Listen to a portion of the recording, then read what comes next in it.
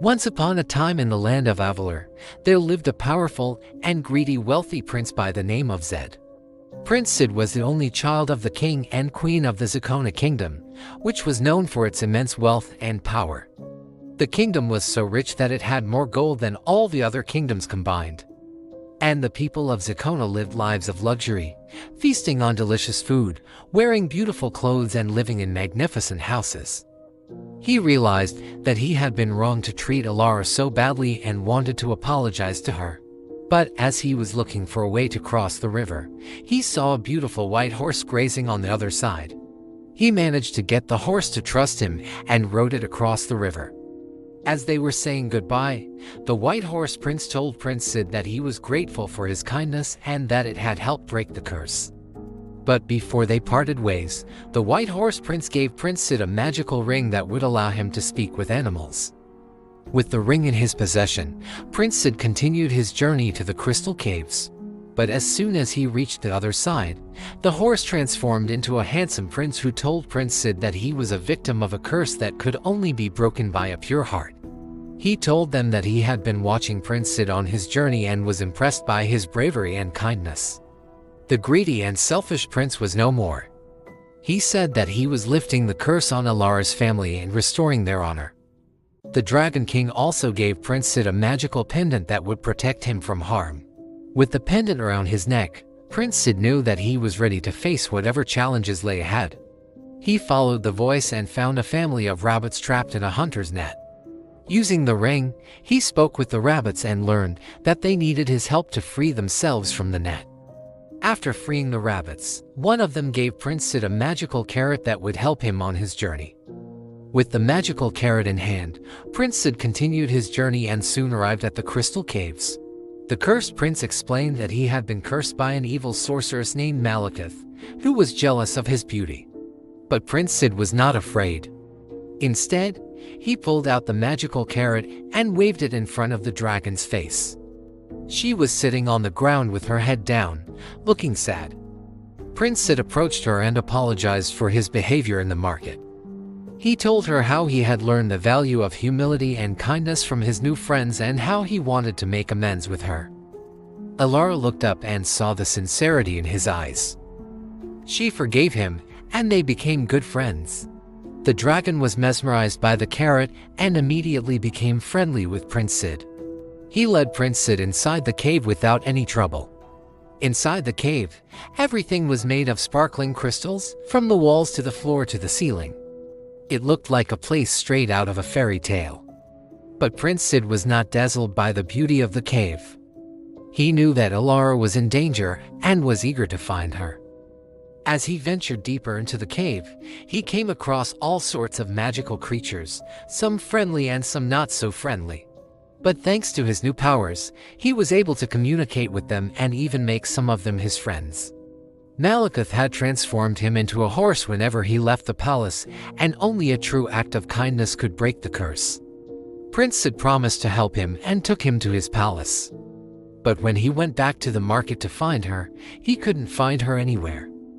Just then, the old man told him that Alara had gone to the Crystal Caves, a dangerous place filled with deadly creatures and treacherous paths.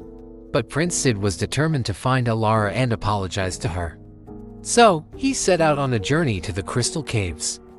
But despite their wealth, the citizens of Zakona were not happy because their king and queen were so greedy that they hoarded all the wealth for themselves and never shared it with the people. But Prince Sid refused to let the horse leave and took care of him as if he were his own brother. One day, Prince Sid was playing with the horse in the garden when he heard a scream.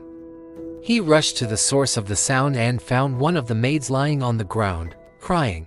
It turned out that the queen had ordered her to clean the toilets, but the maid had accidentally broken one of the queen's expensive perfume bottles. The queen was so angry that she ordered the maid to be locked up in the dungeon until she could find a way to punish her. Prince Sid couldn't bear to see the maid being treated so badly and went to the queen to plead for her. But the queen would not listen to him and ordered him to leave. So Prince Sid brought the horse to the dungeon and whispered his plan to him. They snuck out of the palace and returned the perfume bottle to the queen, making it look like the maid had returned it. Then they went back to the dungeon and freed the maid. The next day, the queen was furious to find that the maid was no longer in the dungeon and ordered her to be brought before her. But when the guard told the queen that the maid had been freed by the mysterious white horse, she was shocked. The queen had never seen such a beautiful horse and was intrigued by its presence. She ordered the horse to be brought to her and was surprised to find Prince Sid with it. The queen was so grateful to Prince Sid for returning her perfume bottle that she forgave the maid and showered both of them with gifts.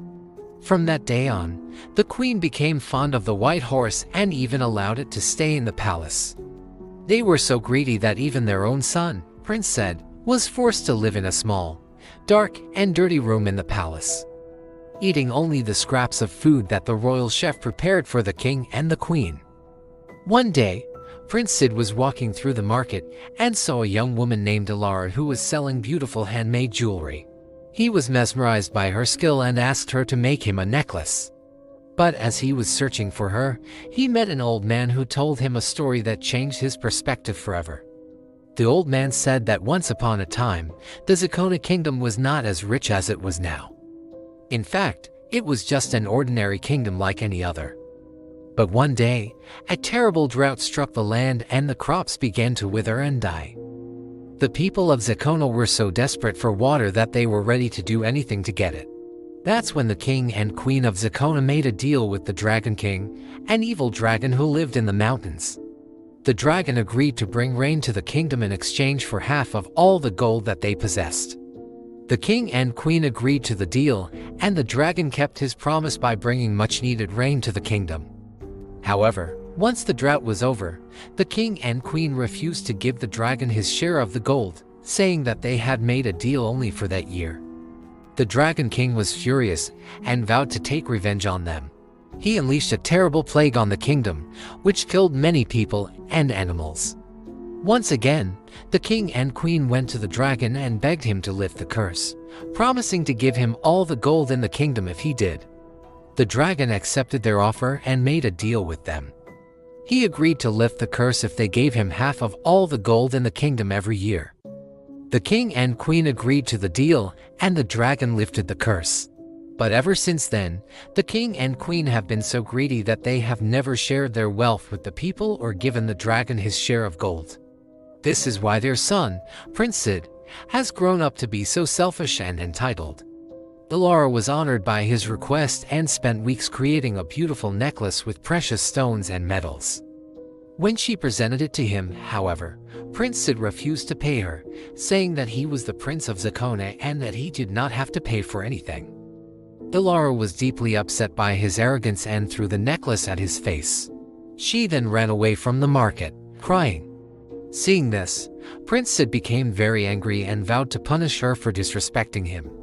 As Prince Sid heard the story, he felt ashamed of himself for being so arrogant and greedy. On his way, he had to cross a deep and wide river. When they arrived, Prince Sid's parents were furious to see the strange horse in the palace and ordered their guards to get rid of it. After spending some time at the palace, it was time for the white horse prince and Prince Sid to leave. As he was walking through the forest, he heard a small voice that told him to come and help. The entrance to the caves was guarded by a fearsome dragon who roared loudly to scare away anyone who dared to approach. Finally, he found Alara in a small chamber at the end of the cave. Just then, the Dragon King appeared and revealed that he was the one who had cursed Alara's family many years ago. And so, with Alara by his side and the support of his new friends, Prince Sid set out on the next chapter of his journey, eager to use his powers for good and make the world a better place.